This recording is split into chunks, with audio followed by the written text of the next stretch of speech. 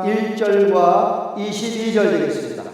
여러분이 가지고 성경을 펴도록 합니다. 욥기서 1장 1절과 22절. 제가 가지고 있는 구약성경 761페이지.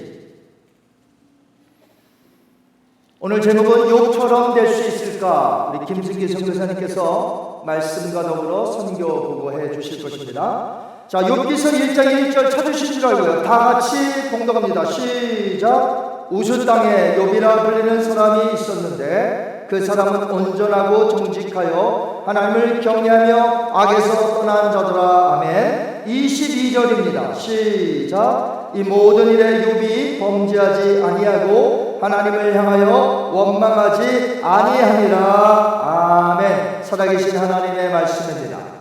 자, 이 시간에 우리 김승기 선교사님 나오실 때에 욥처럼 될 수 있을까? 말씀과 더불어 선교복할 때 크신 은혜와 도전이 되시기 바랍니다. 우리 할렐루야로 오른손을 들고 하나님 앞에 영광 돌립니다. 할렐루야. 한 번 더 하겠습니다. 할렐루야. 여러분들은 아멘 하시기 바랍니다. 할렐루야. 2021년도 1월 첫 주에 제가 목회 은퇴하고 선교사로 나간 첫 번째 설교교회가 바로 이 강단입니다. 저는 45년간 전도사 생활, 목사 생활을 했지만 1월 첫 주일을 선교주일로 지키는 교회 처음 왔다. 그때 그런 말을 제가 한 기억이 납니다. 이 교회가 그런 교회입니다. 그래서 1월 첫 주만 선교주일인 줄 알았더니 하반기 선교주일이 또 있다는 거예요. 그게 바로 7월 첫 주라는 거예요. 그래서 1월 첫 주에 한번 왔었으니까 7월 첫 주에 한 번 더 오십시오 해서 오늘 제가 이 강단에 섰습니다. 하나님께 감사드리고 초청해 주신 담임 목사님과 여러 성도님들께 감사를 드립니다. 제가 와서 오늘 이 선교 보고하는 이 시트를 제가 열심히 통독을 했어요. 그러니까 이 그린스보로 하는 장로교회가 얼마나 열정적으로 선교하고 있는지, 담임 목사님의 그 목회의 비전이 선교에 맞춰져 있다는 것을 확인할 수가 있었고, 또 여러 성도님들이 장로님들과 더불어서 담임 목사님의 그 선교적 열정을 뒷받침을 너무나 잘 해주고 있다는 결과가 여기에 있구나라고 제가 발견하고 인정하게 됩니다. 우스갯소리로요, 제가 어느 교회에 가서 중국 선교에 대해서 얘기를 한 적이 있는데 그 교회가 남전도회가 캐시로 한 2,000불 선교 헌금을 가지고 있었던 걸 제가 알아요. 그래서 제가 중국 선교에 갔는데 그 교회에 중국은 아직도 그 지하교회만 있잖아요.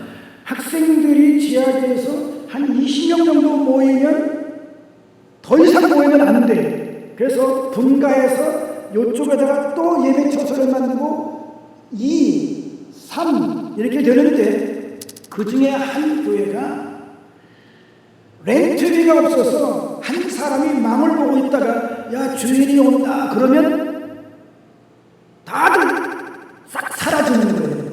그리고 주인이 야 갔어 그러면 싹 나타나서 다시 얘기해요.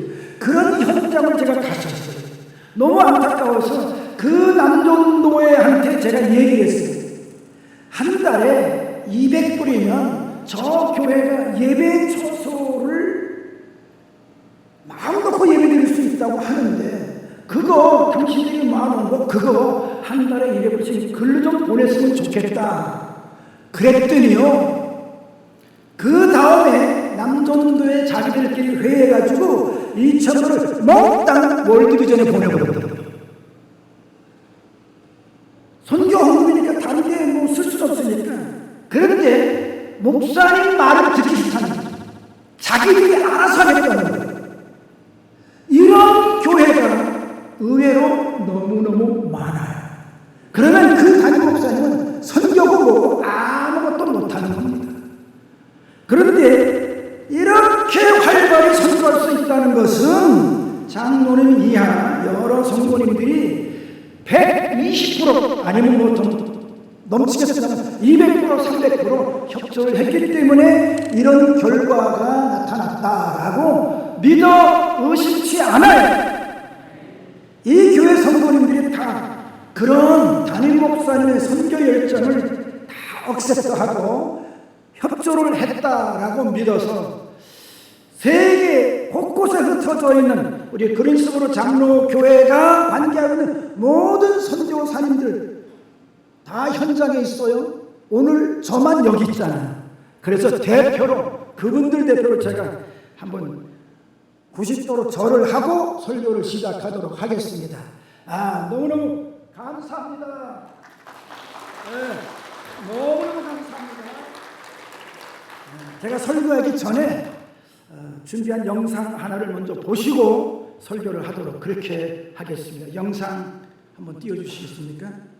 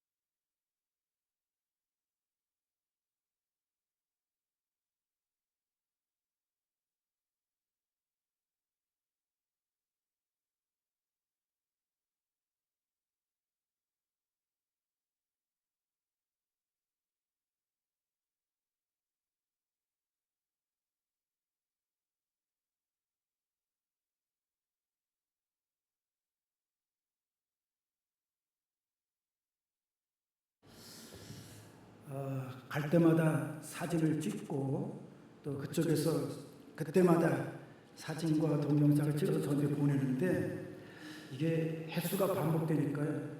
이게 언제 찍은 거지? 나도 헷갈릴 때가 많아요.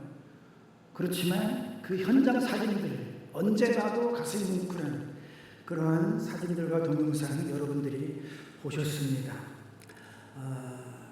제가 이 교회에 여러 번 왔지만 여러분들에게 우리 주의 선교회가 뭘 하는 선교단체인지 구체적으로 설명을 가끔씩은 해야 되겠다 이런 마음이 있어요. 왜? 잘 모르시는 것 같아요. 알면 좀 더 확실하게 기도하고 또 선교 헌금도 좀 더 보내고 그럴 텐데 이 교회에서는 개인이 선교 헌금을 보내는 사람이 딱 한 사람 있어요. 딱 한 사람. 그리고 교회가 이제 저한테 선교 헌금을 보내주셔서 너무 감사하고 정말 여러분들에게 너무 감사드리는데 나는 얼굴도 잘 몰라요. 셀리라는 친구인데 이 친구가 이렇게 나도 한 명 선교하겠습니다. 처음에 시작할 때 한 명 하더니 오늘부터 내가 아무 얘기도 안 해서 뭐 이렇게 벤모 이런 걸로 이렇게 뱅크로 이렇게 오면 제가 땡큐 하고 한마디 해서 보내는데 어느 날부터가 갑자기 2명으로 올렸더라고요. 그래서 30불이 60불로 와요. 어느 날부터. 그래서 너무 감사해요. 오늘 셀리가 있는지 모르겠네. 하여간 난 모르니까 하여튼 고맙고요. 너무 감사해요. 주의 선교회가요.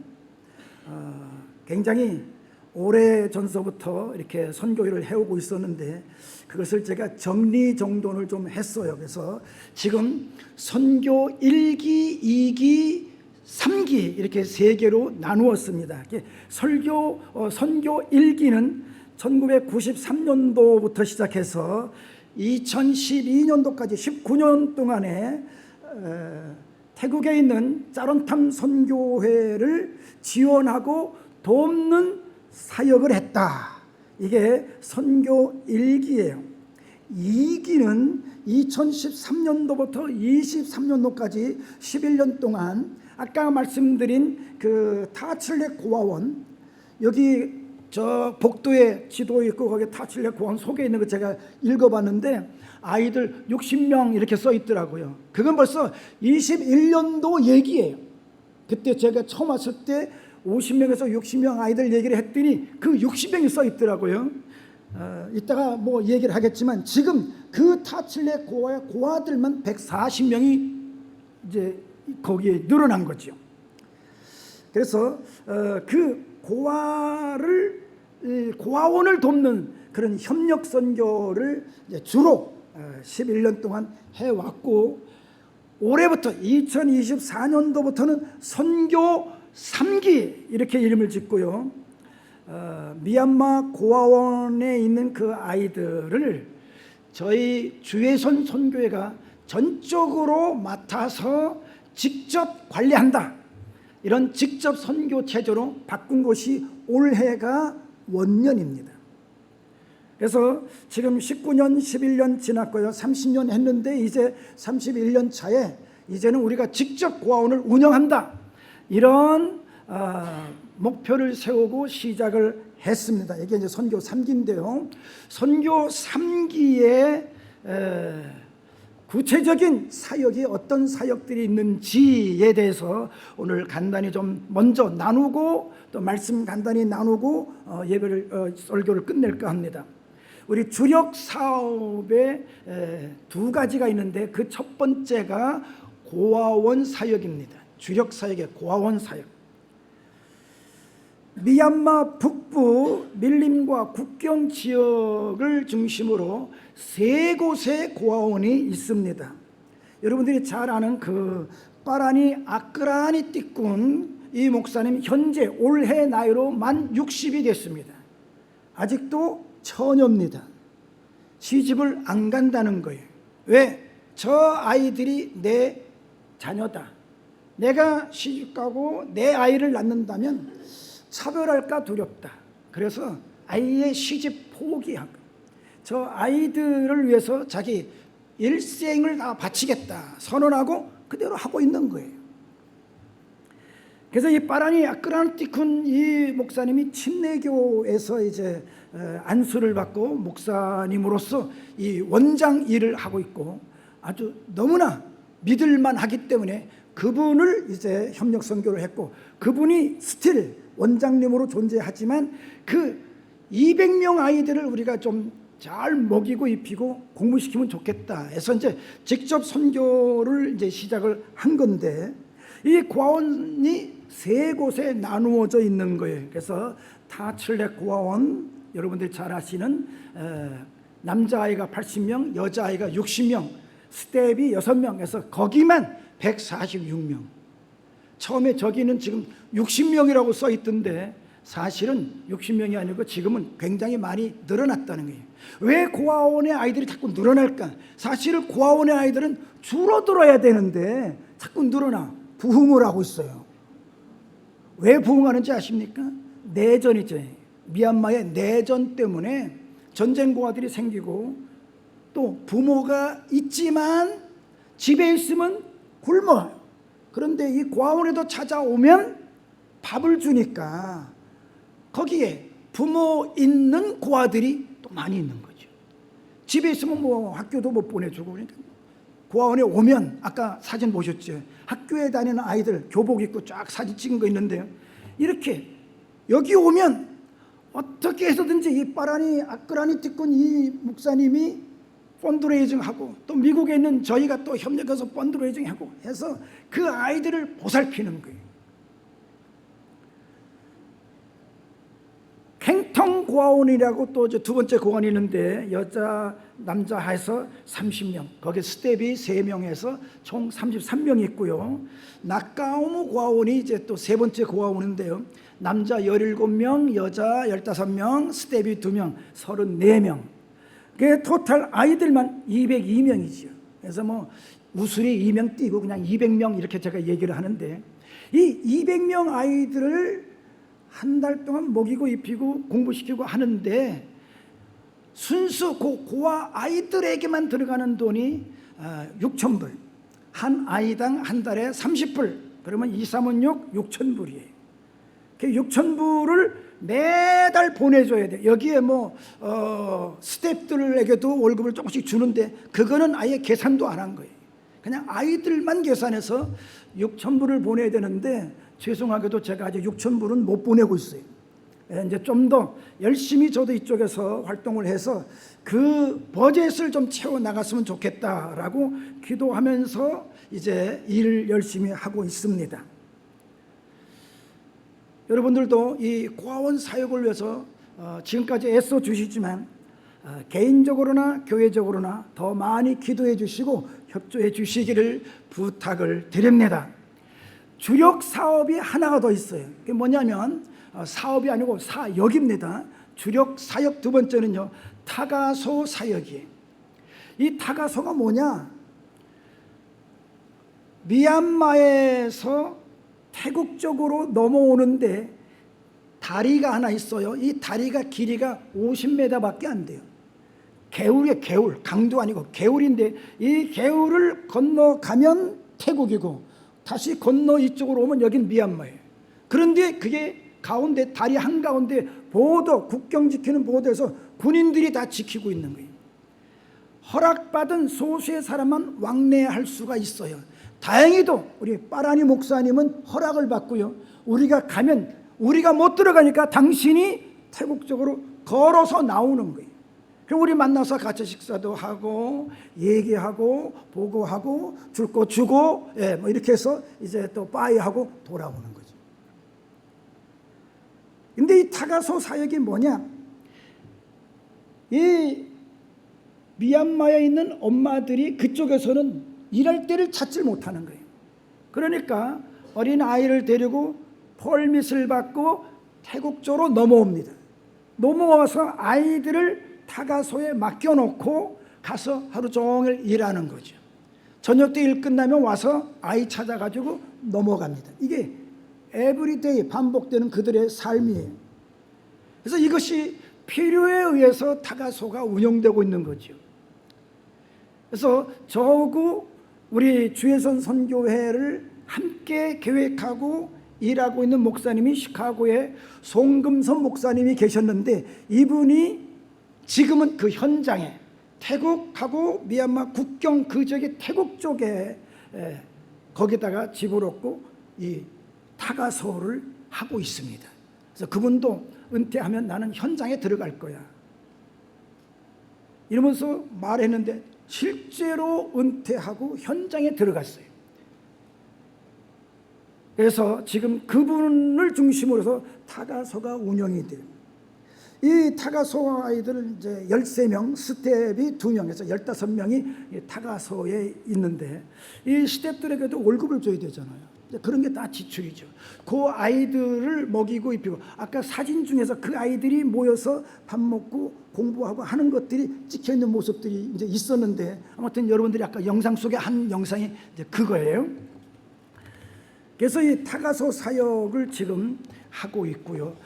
이 주력 사업을 하려고 해도 재정이 부족하니까 그동안에 여기저기 우리가 선교비를 보냈던 곳을 다 정리정돈해서 주력 사역만 하자 이렇게 생각을 하고, 그동안에 여기저기 하던 선교지를 마지막으로 제가 순회를 했어요. 그게 2024년 1월서부터 2월까지 순회를 쭉 하고 있었는데, 캄보디아, 태국, 미얀마는 지금 이제 주력 사역으로 이제 들어갔고요. 그래서 태국과 캄보디아를 제가 쭉 돌면서 정리정돈하고 마지막으로 선교비를 드리고, 이게 마지막 선교비하고 정리하려고 이제 찾아간 겁니다. 이제 그렇게 해서 정리를 해야지 하고 갔는데, 현장 가서 그 사람들을 만나보니까 도저히 정리가 안 되는 거예요. 끊어버릴 수가 없어요. 그래서 그 중에 몇몇 곳은 계속 해야 되겠다, 힘들어도 해야 되겠다 라고 해서 그 사역들 몇 가지를 기타 사역으로 분류를 해서 오늘 여러분들에게 그 기타 사역도 좀 말씀을 드리려고 해요. 이 기타 사역 중에 첫 번째가 미얀마 내전 때문에 카렌족이 집중적으로 포화를 받아요. 그래서 카렌족들이 난민이 돼서 태국 쪽으로 많이 넘어왔는데, 이 난민으로 넘어온 사람들이 조그마한 마을을 형성을 해서 노동을 하고 먹고 살아가고 있는 그 마을이, 새로 생긴 마을이 있는데, 이 사람들이 아까 여기 영상에도 나왔습니다. 막 이렇게 교회 고치고 뭐 이렇게 뭐 공사하고 있는 그 장면이에요. 그리고 맨 마지막에 나왔던 그 지붕 시꺼먼 거 기트런 닭장처럼 생긴 그 건물을 이제 산 것도 아니에요. 렌트 해가지고 뜯어 고쳐가지고 저희 선교부가 그때 2,000불을 보냈어요. 그래서 지붕을 싹 고쳐줘요. 그거 여러분들이 보내는 선교비도 아마 거기 일부분 들어가 있는 거예요. 예, 그래서 거기 지붕 싹 고치고 교회로 바꾸고 십자가를 세우고, 거기에 이제 이름을, 그 동네가 코랏이라는 동네에서 코랏 교회, 이렇게 코랏 노동자 교회 이렇게 이름을 했는데요. 거기 사역자로 몽삐라는 남자 전도사님과 그 아내 암, 이름이 그냥 한 글자예요. 암. 그래서 몽삐와 암, 이 사람들이 이제 사역자로 있는데, 이 교회가 뭐 자립을 못 하잖아요. 그래서 이 교회를 유지하려면 몽삐와 암, 이 가족이 반드시 거기 있어야 되는데, 그 사람들에게 우리가 사역비, 그냥 소위 우리로 말하면 사례비죠. 사례비. 한 달 사례비로 200불씩을 지원을 했어요. 여러분들 200불이면, 여러분들도 200불 그러면 뭐 큰 돈이죠. 그러나 200불이 뭐 여기서 한 달 렌트비 됩니까? 한 달 생활비 됩니까? 안 되잖아요. 그런데 거기서는 최저 생활비 200불이나 300불 정도 돼요. 그래서 200불을 보내드렸어요. 그거 가지고 한 달을 사는 거예요. 근데 이걸 끊어야 되잖아요. 전 끊으려고 간 거잖아요. 근데 가서 현장 둘러보니까요, 도저히 끊을 수가 없어요. 하나님 어떻게 하면 좋습니까? 뭘 어떻게 계속 해야지. 힘들어도 계속해라. 그래서 제가 아멘하고 계속하는 거예요. 그래서 한 달에 200불씩 여기 꼬랏 노동자 교회에 생활비, 교육자 생활비를 저희가 보내고 있어요. 이게 굉장히 중요한 역할입니다. 조그마한 교회지만 그곳에 이 교육자가 없으면 교회가 없어지는 거예요. 근데 이 교육자가 거기에 존재함으로 사람들이 꾸준히 모여서 예배드리려고 합니다. 여러분, 이 꼬락교회를 위해서도 많이 기도해 주시기를 부탁을 드립니다.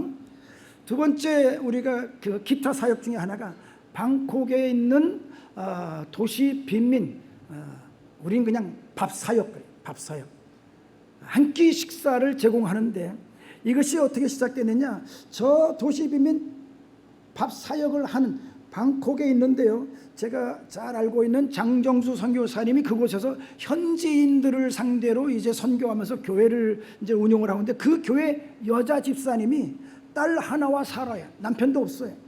근데 이 딸이 불행하게도 귀신이 들린 거예요.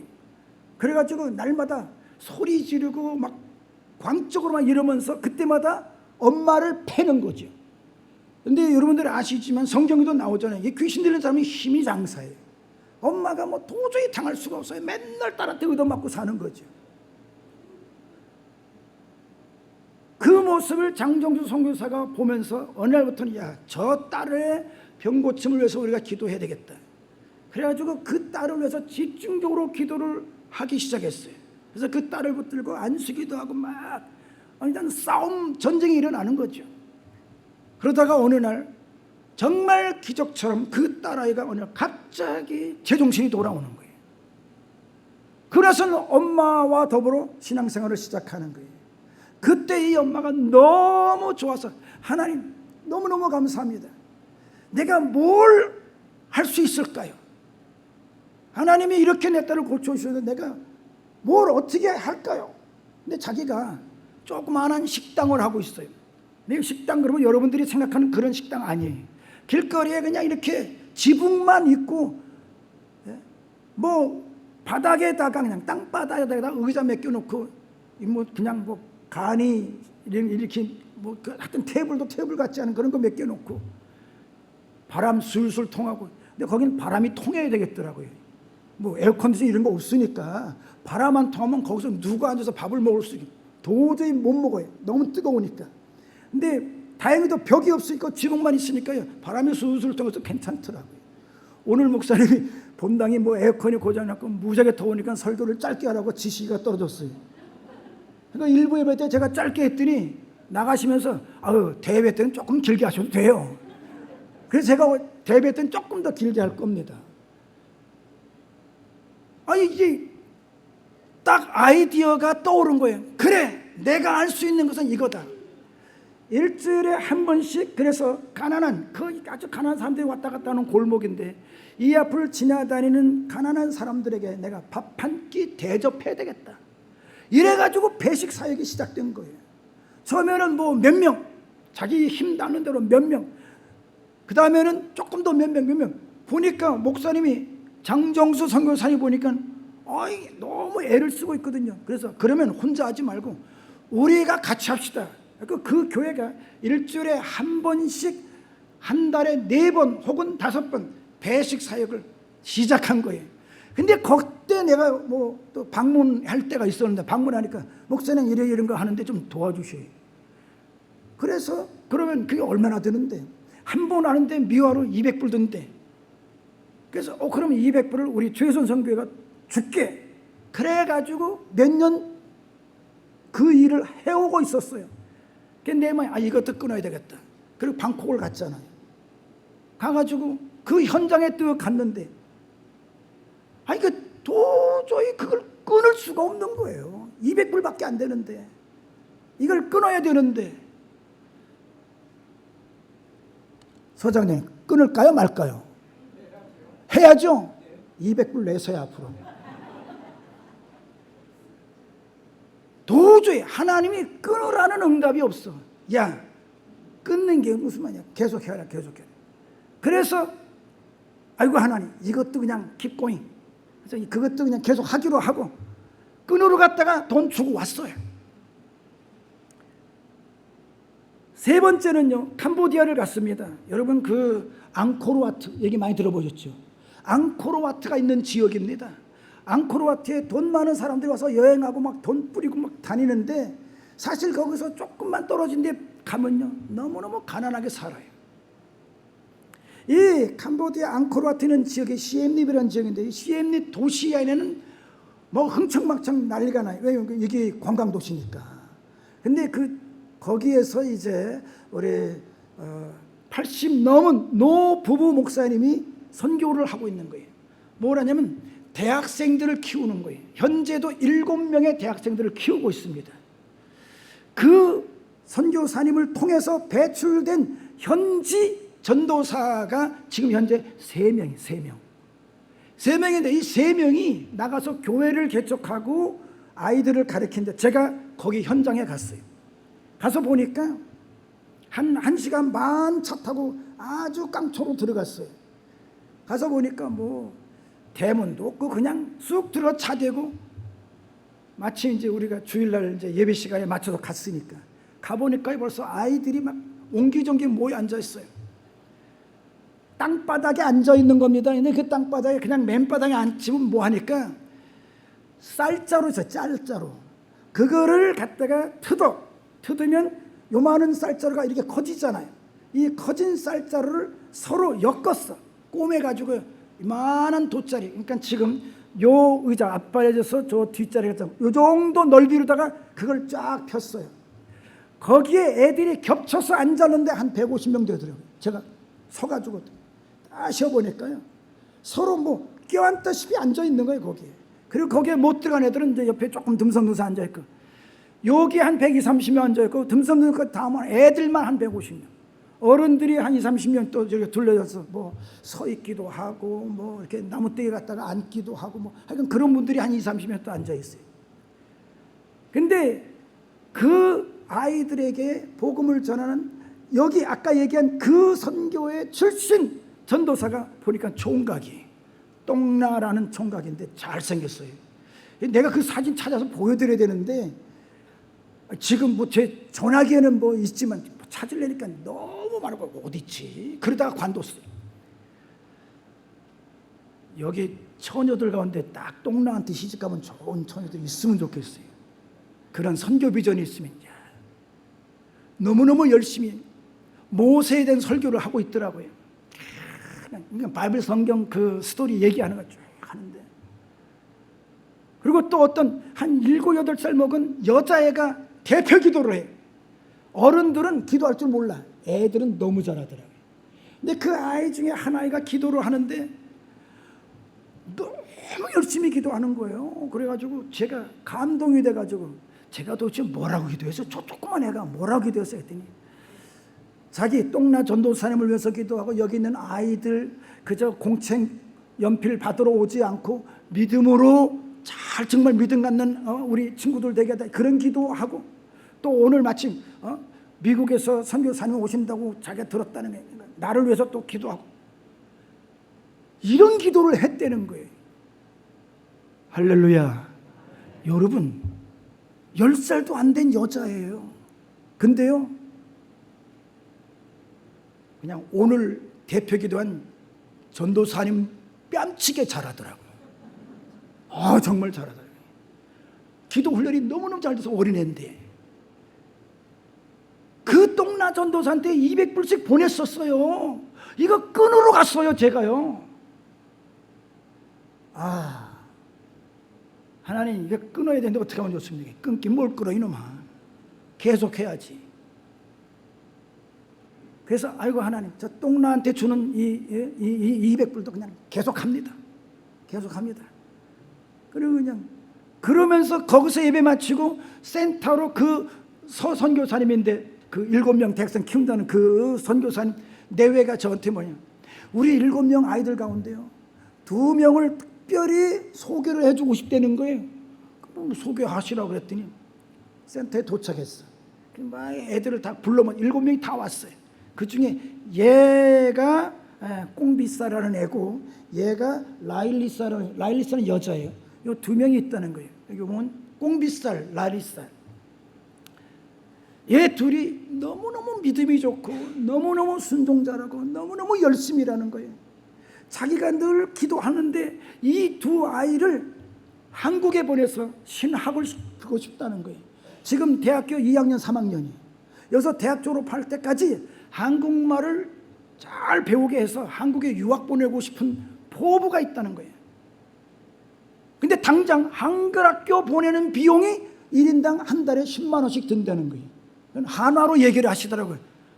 근데 마침 그때 저 혼자 간 게 아니고 한국에는 저희 형님 목사님이 은퇴하고 지금 80인데 이분이 내가 하도 저 태국에 왔다 갔다 하는 건 늘 아니까 자기도 한번 가고 싶대. 같이 갑시다. 우리 형님 목사님하고 같이 갔어요. 형님 목사님이 제 옆구리를 쿡쿡 찌르는 거야. 야야야야, 장학금 20만 원 주자. 난 끈으로 왔는데 200불 계속 지출하기로 했는데 전혀 생각지도 않던 거 20만 원을 또 주자는 거예요. 형님이, 저희는 이제 부모님이 다 돌아가셨어요. 형님이 저 아버지와 같은 존재예요. 그래서 형이 하라면 해야죠. 그때가 2024년 2월입니다. 2월 달부터 시작해서 그냥 바로 주머니 털어가지고 20만 원 주고 그 다음에 다시 한국 와서 20만 원씩 보내는 거죠. 혹디를 갔다가 혹 붙이고 왔어요. 여러분 기억하십시오. 선교는 중단하고 축소되는 것이 아니라 계속하고 확장되어야 될 줄로 믿습니다. 하나님이 그걸 원하시는 거예요. 그래서 제가 축소하고 중단하려고 갔다가 오히려 확대되고 계속하게 된 것을 경험하고 오는 거예요. 여러분, 이럴 때 여러분들 마음에 감동이 생겨야 돼요. 아, 그래, 그 중에 하나는 내가 해야 되겠다. 그런 감동이 생기신 분은 담임 목사님한테 어떻게 하면 됩니까? 좀 물어보셔요. 그렇지, 아멘 안 나올 줄 알았어요. 아멘 좀 해보세요. 여러분, 한 달에 30불, 그리고 한 달에 그 지도자를 키우고 양성하고 목회자 사립이 200불이면 끝나는데 그거 몇 개가 없어서 제가 중단하려고 했다가 된통 오히려 더 확대된 거예요. 이건 하나님이 원하시는 건 축소가 중단이 아니라는 거예요. 계속 해야 되고 늘어나야 된다는 거예요. 이 교회 와서 보니까 1년에 한 명씩 고아들 월드비전 통해서 한 명씩 더 확대해서 올해 24명 선교사님 24가정. 근데 거기 참 내가 섭섭하게도 제 이름은 빠졌더라고요. 좀 넣어줘요. 저기 미얀마 거기다가 넣든지 캄보디아가 넣든지 저 거기 1년에 2차례씩 가서 2달씩 있는데 저 이름 좀 넣었으면 좋겠어. 왜 아멘은 누가 선교 담당 장로님이신지 좀 넣어줘요. 다음에 와서 또 없으면 내가 갖다 붙일 거예요. 선교는 중단돼서는 안 됩니다. 이 교회는 선교가 중단됨이 없이 더 한 명이든 2명이든 확대되어서 오늘 목사님 설교니까 어느 교회 가니까 막 이제는 해외 선교뿐만 아니라 내지 선교까지 더 확대되어서 하겠다. 이 교회가 진짜 하나님이 기뻐 받을 교회임을 믿습니다. 여기까지 제가 선교 얘기 그냥 간단히 끝내고요. 하나님이 여러분들을 감동시켜 주시기를 간절히 바라고, 야곱이라는 사람 나와요. 야곱이 야복 강가에서 천사와 씨름했다. 너무 잘 아는 스토리예요. 천사가 항복하고 이름을 이스라엘로 줘줬어요. 근데 이스라엘이라는 이름의 뜻은 하나님과 겨루어서 이겼다라는 그런 이름이잖아요. 정말 대단한 일입니다. 하나님과 사람이 겨뤄서 사람이 이겼다는 거예요. 좀 쉽게 속된 말로 표현하면 하나님을 이겨먹은 사람이 야곱입니다. 여러분 혹시 미국 이름에 내 이름이 야곱인데 그런 사람 계시면 하나님 이겨먹은 사람이 돼야 돼요. 아무도 없는가 보네. 제이콥 하여간. 그런데 하나님이 힘이 없어서 능력이 없어서 야곱에게 졌을까요? 아니잖아요. 저도 이제 손주가 3명이 되는데 이놈들이 2살, 3살, 5살이 가면요 할머니, 할아버지 붙들고요 하여튼 지네들 하고 싶은 대로 날 끌고 다녀. 꼼짝없어요. 내가 힘이 없어서 그 아이들한테 집니까? 아니잖아요. 너무 사랑스럽고 너무 이쁘니까 그냥 저 주는 거예요. 그러니까 야곱은 하나님을 이겨먹은 사람이 아니라 하나님이 너무 이뻐서 그냥 져준 사람이에요. 여러분 그런 차원의 야곱이 되시기를 축원을 드립니다. 즉 하나님을 움직인 사람이에요. 오늘 본문에 욥이라는 사람이 나와요. 욥이라는 사람이 나오는데 1장 1절 8절 2장 3절에 똑같은 말이 나와요. 우스 땅에 욥이라 이름하는 사람이 있었다. 그 사람은 순전했다. 여러분들 성경에는 온전했다 이렇게 되어 있어요. 온전했다. 이 사람은요 아무리 흠을 잡으려고 해도 흠 잡을 것이 없었다 그거예요. 그리고 정직했다. 거짓이 없어. 이 속에는 항상 진실만 있어. 하나님을 경외했다는 게 믿음이 철났다는 거죠. 악에서 떠난다. 그런 사람이 바로 욥이었다. 그러니까 하나님이 이 사람이 얼마나 이쁜지 막 물질의 축복을 막 부어줘서 동방에서 이처럼 큰 사람이 없다는 거예요. 어느 날 하나님이 계신데 하나님의 아들들이 모였고요. 거기에 누구도 왔어요? 사단이 오는 거예요. 사단도 왔어요. 하나님 눈에 사단이 딱 보는 거예요. 너도 왔구나. 그래 너 어디 갔다 왔냐? 그랬더니 아이고 여기저기 다녀서 돌고 돌아서 여기까지 왔습니다. 그래? 너 여러 군데 다녔으니까 저기 우스 땅 내 종 욥 그 유에서 봤냐? 보게요. 잘 봤죠. 그만큼 순전하고 악에서 떠난 자가 어디 있냐? 최고다. 이렇게 하나님이 자랑을 했어요. 사단한테. 그랬더니 사단이 픽픽 방귀 뀌면서 뭐라고 해? 아이고 욥이 받은 축복을 보면 그 사람이 그렇게 살아가지 않을 수 없도록 하나님이 축복을 해 주었기 때문에 욥이 그렇게 했다라고 얘기를 하는 거예요. 그러니까 하나님 말이 틀렸고 자기 말이 옳다는 거예요. 그래서 하나님이 야 그러면 너 나하고 한번 게임해보자. 죽이지만 마라. 그리고 네 마음대로서 저 욥이 어떻게 나오는가. 정말 믿음을 배신하고 원망하고 죄짓고 하나님 나를 배신하는가 한번 보자. 사단이 큰소리 뻥뻥 칩니다. 아이고 그건 뭐 식은죽 먹깁니다.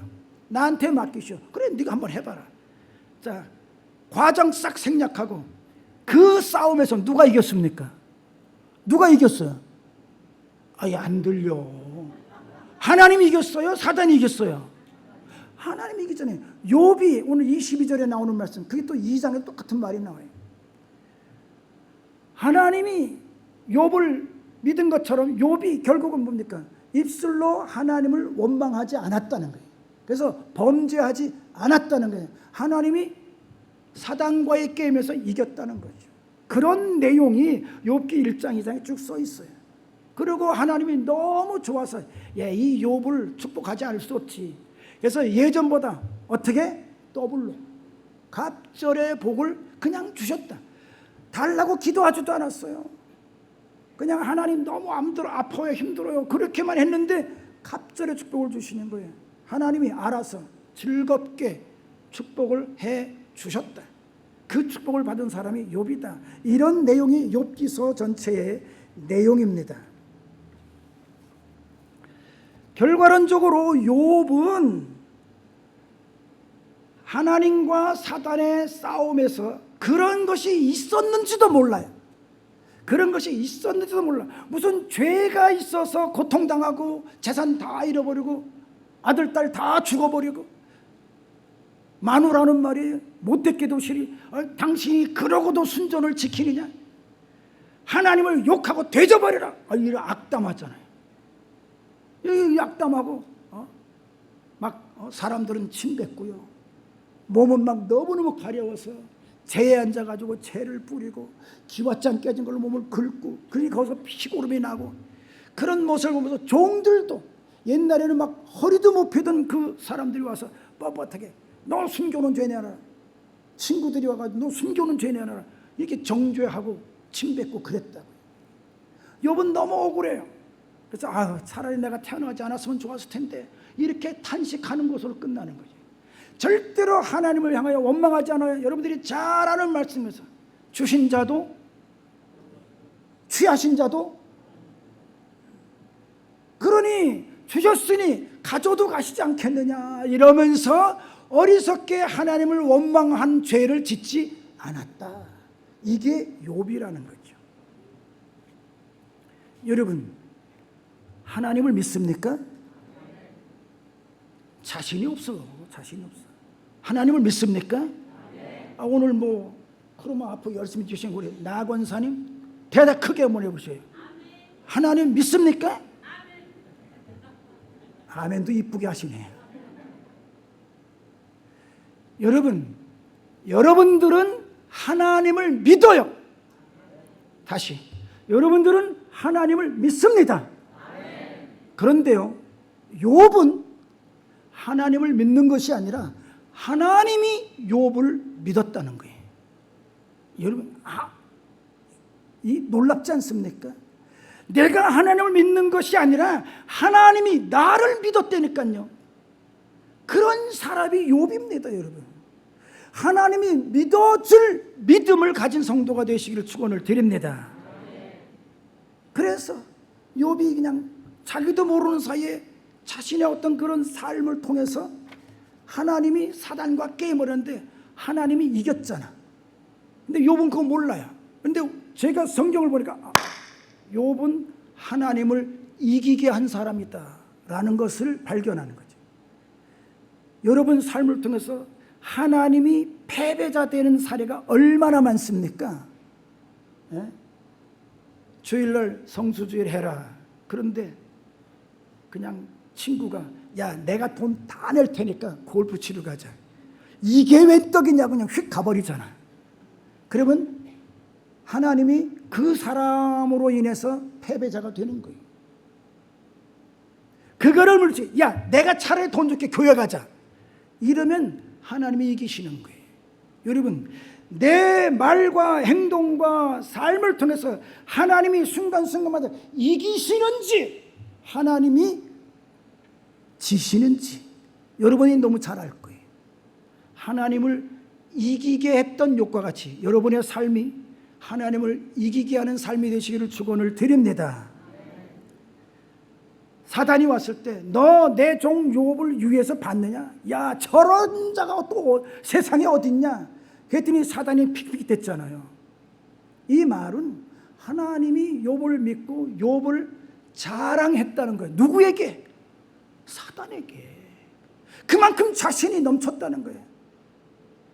왜? 욥을 믿어주니까.